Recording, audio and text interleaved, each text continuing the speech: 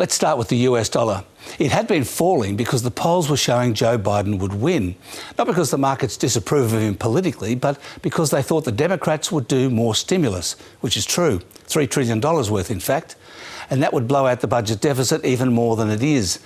But when the counting started coming in after 11 a.m, it was clear that the election was going to be tighter than expected.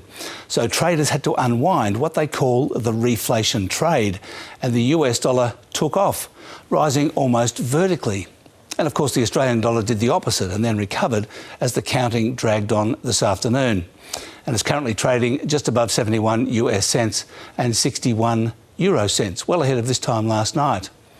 As for shares, well, it was all about US S&P 500 futures, which trade 24 hours. And that also lifted during the course of the day, and there's a fair bit of confusion about why this would be so. $3 trillion of stimulus would be good for the economy and therefore for share prices. But it looks like traders are focusing more on regulation and company taxes at the moment, which would increase under Biden, and also the prospect of lower interest rates under Trump.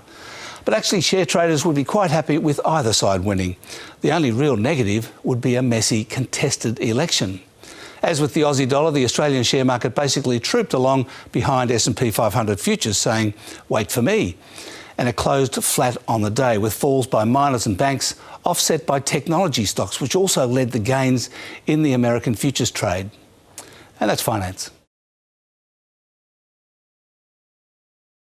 Thanks for watching. You can check out more finance news by clicking there, and don't forget to click subscribe down there to get all the latest updates from ABC News.